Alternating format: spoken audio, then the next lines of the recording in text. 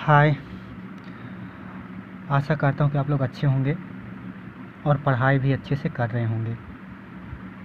तो हम लोगों ने कल यानी कि हम लोग का लेसन चल रहा है तीसरा, धातु और अधातु। हम लोगों ने कल पढ़ा था धातुओं का अधातुओं के साथ अभिक्रिया, और उसमें हम लोगों ने पढ़ा था एक जो है आयनिक यौगिक पढ़ा था ना। आयनिक यौगिक किसे कहते हैं? चलो कोई बताओ। चलो अविनाश, तुम कमेंट करके बताना आयनिक यौगिक किसे कहते हैं और विथ एग्जाम्पल, ठीक है। और राजन,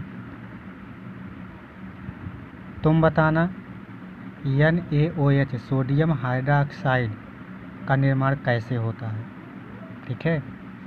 बिर जो है रासायनिक समीकरण, इस ओके, ठीक। बाकी कौन कौन और रियांश तुम बताना Na2CO3 इसका रासायनिक समीकरण अर्थात कैसे बनता है और विथ जो है डिफिनेशन, ओके। और कौन पढ़ता है? विकास, सुन रहे हो ना? NaCl तुम्हारे लिए है, सोडियम क्लोराइड, ओके। और बाकी लोग कितने लोग पढ़ते हैं मुझे पता नहीं है। अविनाश, रियांश, राजन, विकास, और बाकी जो लोग पढ़ रहे हों कमेंट करके बताएंगे सर मैं भी हूँ, उनके लिए अलग अलग से सबको मैं होमवर्क दूंगा, ओके। चलिए पढ़ते हैं। तो आयनिक यौगिक हम लोगों ने पढ़ा था। आयनिक यौगिकों के गुणधर्म के बारे में हम लोग जान लेते हैं कि आयनिक यौगिक के गुणधर्म क्या क्या होते हैं। चलिए देखते हैं। पहला है भौतिक प्राकृतिक। आयनिक यौगिक में पहला क्या है?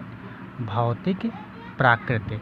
भौतिक प्राकृतिक इनका जो होता है ये ठोस होते हैं, कठोर और भंगुर होते हैं, ठीक है। आयनिक यौगिक क्या होते हैं? ठोस, कठोर और भंगुर। ठोस का मतलब जैसे कंचा, आप लोग जानते हैं कंचा ठोस भी होता है, कठोर भी होता है, और उसको हथौड़े से तोड़ा जाए तो क्या होगा? भंगुर के रूप में टूट जाएगा, होता है ना, वही। तो इनके भौतिक प्राकृति क्या होती हैं? ठोस, कठोर व भंगुर होते हैं। अगला है इनका जो गलनांक और क्वथनांक होता है दोनों अधिक होते हैं। गलनांक और क्वथनांक का मतलब जानते हो? आप लोग कक्षा 9 में पढ़े थे। गलनांक किसे कहते हैं, क्वथनांक किसे कहते हैं, पता है किसी को? चलिए सब लोग कमेंट करके बताएंगे गलनांक किसे कहते हैं, क्वथनांक किसे कहते हैं। तो इनका गलनांक और क्वथनांक ये दोनों क्या होते हैं? अधिक होते हैं।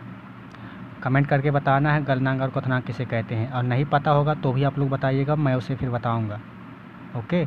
नाम से क्लियर है, गल नांक, क्वथ नांक, ठीक है। नाम में ही है, इसका परिभाषा सब लोग बताएंगे जितने लोग पढ़ रहे हैं, ओके। इससे मुझे भी ये भी पता चल जाए कितने लोग पढ़ते हैं, ओके। तो आयनिक यौगिक के जो गलनांक और क्वथनांक होते हैं दोनों क्या होते हैं?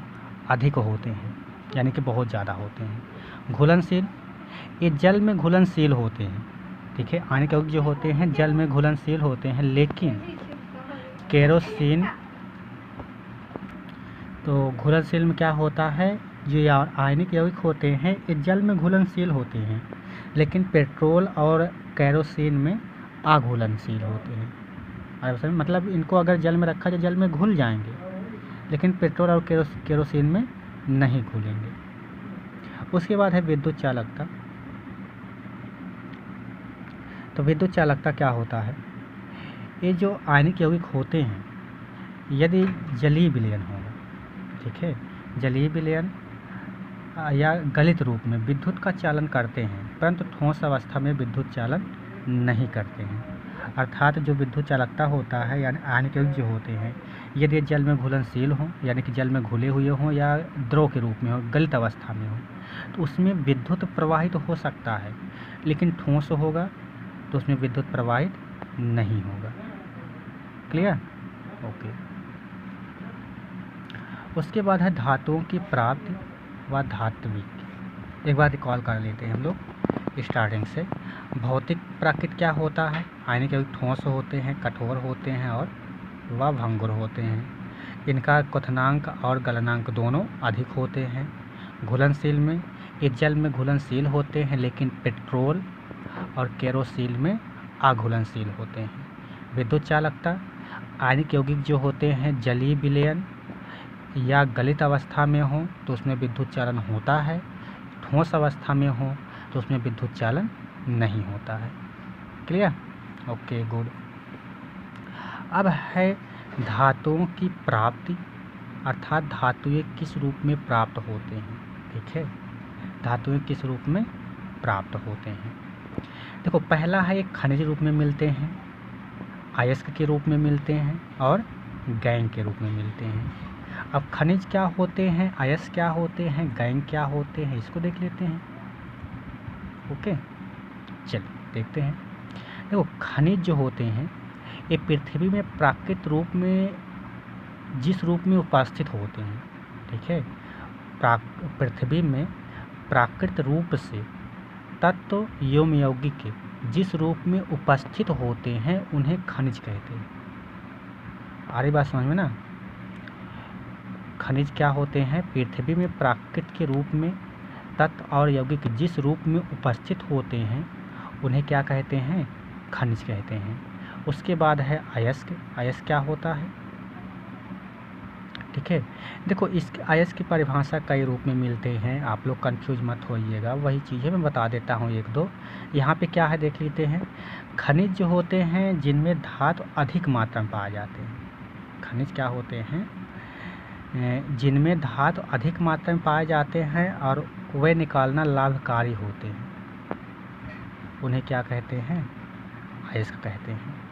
खनिज, ठीक है, वे खनिज जिनमें धातुओं की मात्रा अधिक हो और उन्हें निकालना लाभकारी हो उन्हें क्या कहते हैं, अयस्क। ठीक है, ये परफेक्ट रहेगा।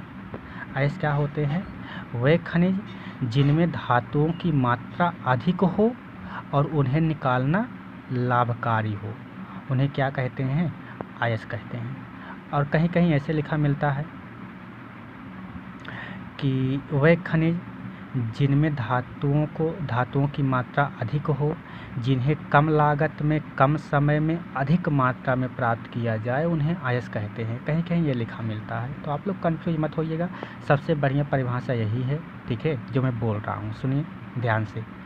अयस्क क्या होता है, वह खनिज जिनमें धातुओं की मात्रा अधिक हो और उन्हें निकालना लाभकारी हो उसे अयस्क कहते हैं। क्लियर? ठीक, वीडियो पॉज करके आप लोग पीछे जाइएगा और वहाँ से सुन के पुनः लिख लीजिएगा, एक बार फिर रिकॉल हम कर देंगे अभी। उसके बाद है गैंग। गैंग क्या होता है, देखो, पृथ्वी से जो भी अयस्क निकाले जाते हैं उसमें कुछ रेत, मिट्टी आदि अशुद्धियाँ पाई जाती हैं। ठीक है, यानी कि जो पृथ्वी से अयस्क निकाले जाते हैं उनमें क्या मिले होते हैं, कुछ रेत मिला होगा, मिट्टियाँ होंगी, ये जो अशुद्धियाँ होती हैं इन्हें ही गैंग कहते हैं। क्योंकि जो भी चीज़ हम लोग पृथ्वी से निकालेंगे, श्योर है उसमें मिट्टी लगी होगी, रेत लगे होंगे, कंकड़ लगे होंगे, ठीक है, तो ये सब जो अशुद्धियाँ होती हैं उन्हें क्या कहते हैं, गैंग कहते हैं। क्लियर? ओके, एक बार हम लोग पुनः रिकॉल कर लेते हैं तीनों। खनिज पृथ्वी में प्राकृतिक रूप से जो तत्व और यौगिक उपस्थित होते हैं उन्हें खनिज कहते हैं। अयस्क वह खनिज जिनमें धातुओं की मात्रा अधिक हो और उन्हें निकालना लाभकारी हो उसे अयस्क कहते हैं। गैंग पृथ्वी से निकाले गए अयस्कों में रेत, मिट्टी आदि अशुद्धियाँ पाई जाती हैं, उन्हें गैंग कहते हैं। ओके, जैसा क्लियर? समझ में आ रहा है ना? ओके, गुड, गजब, हैं, उड़ा दो यार, कुछ है नहीं, ठीक है। उसके बाद है धातुओं की प्राप्ति। चलिए देख लेते हैं धातुओं की प्राप्ति, अर्थात धातुओं को हम लोग कैसे प्राप्त करेंगे। इसमें 3 स्टेप हैं। फर्स्ट स्टेप में क्या करते हैं, अयस्कों का समृद्धिकरण। अयस्कों का समृद्धिकरण का मतलब है कि जो अयस्क प्राप्त होते हैं उसमें धूल, मिट्टी, रेत, कंकड़ अर्थात गैंग मिला होता है ना। अयस्क और गैंग दोनों साथ साथ होते हैं, ये तो होता है। तो वहाँ से क्या करते हैं, तो जो गैंग और अयस्क दोनों को अलग अलग कर दिया जाता है, उसे कहा जाता है अयस्कों का समृद्धिकरण। आ रही बात समझ में? मतलब जो भी यौगिक या तत्व निकाला जाएगा उसमें क्या होगा, अयस्क और गैंग दोनों होंगे। ठीक है, तो वहाँ से अयस्क को अलग कर लिया गया, गैंग अर्थात रेत कंकड़ मिट्टी को अलग कर दिया गया। यही क्रिया जो होती है क्या कहलाती है, अयस्कों का समृद्धिकरण। उसके बाद है धातुओं का निष्कर्षण। अयस्क होता है, अयस्क में जो धातु होते हैं उन्हें क्या किया जाता है, अयस्कों से धातुओं को निकाल लिया जाता है। ठीक है, अयस्कों से धातुओं को जब निकाल लिया जाता है वही कहा जाता है धातुओं का निष्कर्षण। उसके बाद है धातुओं का परिष्करण। मीन्स जो धातु प्राप्त होता है उसमें भी कुछ अशुद्धियाँ होती हैं, उन अशुद्धियों को पूरी तरीके से दूर कर दिया जाता है, वही कहलाता है धातुओं का परिष्करण। ठीक है, मतलब 100% शुद्ध रूप धातु प्राप्त करना ही धातुओं का परिष्करण कहलाता है। ऐसा क्लियर। इसको हम लोग एक एक करके पूरा विस्तार से पढ़ेंगे, किस प्रकार से शुद्ध किया जाता है, 1 बाय 1 करके अच्छे से हम लोग इसको जो है स्टडी करेंगे। इसमें कोई शक नहीं है। ठीक है, शक नाम का कोई चीज़ ही नहीं है यार, उड़ा देंगे यार, पूरा आग लगा देंगे। ठीक है, टेंशन मत लेना, बस तुम लोग पढ़ते रहो, बस कोऑपरेट करते रहो यार। मुझे नहीं पता चलता कितने लोग पढ़ रहे हैं। अगर आप लोग बताते रहें कि सर मैं भी पढ़ रहा हूँ, उपस्थित हूँ, अटेंडेंस लिया जाता है ना, कोई अटेंडेंस देता नहीं है, बस वही मुझे बता दो ना, आग लगा देंगे सच्ची में यार, एकदम पूरा फायर कर देंगे। इट्स ओके, नो प्रॉब्लम यार, पढ़ते रहो बिंदास होके। चलिए अयस्कों का समृद्धिकरण देख लेते हैं। अविनाश, पता है खतरनाक हो तुम। राजन, पता है, हंस मत। चलो ठीक है, देख लेते हैं। रियांश देखो बगल में हंस रहा है बैठ के। स्टेप 1 में देख लेते हैं अयस्कों का समृद्धिकरण। तो अयस्कों का समृद्धिकरण क्या होता है, अयस्क क्या होते हैं, मतलब बताया था ना उसमें पहले ही कि अयस्क और गैंग होते हैं। अयस्क और गैंग को अलग अलग कर लिया जाता है, वही कैसे अलग किया जाता है उसकी अनेक विधि हैं। पहले तो पानी से साफ़ कर दिया जाता है। ठीक है, जो भी धूल रेत लगा होगा पानी से क्या करते हैं, पानी में धुलेंगे, साफ़ हो जाएगा। क्लियर है।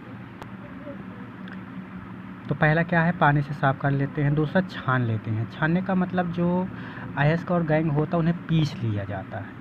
ठीक है, किसी चीज़ में पीस लेंगे और पीस करके उन्हें क्या करते हैं, छान देते हैं यार, हो जाएगा। उसके बाद उसमें कुछ रसायनों का उपयोग भी करके हम लोग उनका परिष्करण कर सकते हैं। चुंबक के द्वारा भी, चुंबक में मतलब जो धातुएं चुंबक से चिपक सकते हैं उसके पास चुंबक ले जाएंगे, जो धातुएं होंगी चुंबक में आकर के चिपक जाएंगी, और जो गैंग होगा वह क्या होगा, अलग हो जाएगा। इस प्रकार से जो है धातुओं का हम लोग प्राप्त कर सकते हैं, अर्थात धातुओं का अयस्कों का समृद्धिकरण कर सकते हैं। तो आज के लिए हम लोग इतना ही रखते हैं। कल ये दोनों हम लोग अच्छे से पढ़ेंगे पूरा। ये दोनों थोड़े से लंबे लंबे हैं, धातुओं का निष्कर्षण और धातुओं का परिष्करण। ये दोनों थोड़े से लंबे लंबे हैं, इन्हें हम लोग एक एक करके कल पूरे विस्तार से पढ़ेंगे। तो आज के लिए बस इतना ही रखते हैं। आशा करता हूँ कि आप लोग को समझ में आया होगा अच्छे से। ठीक है, पढ़ते रहिए, बिंदास रहिए। ठीक है, ठीक है, बाय बाय, टेक केयर, सबक है।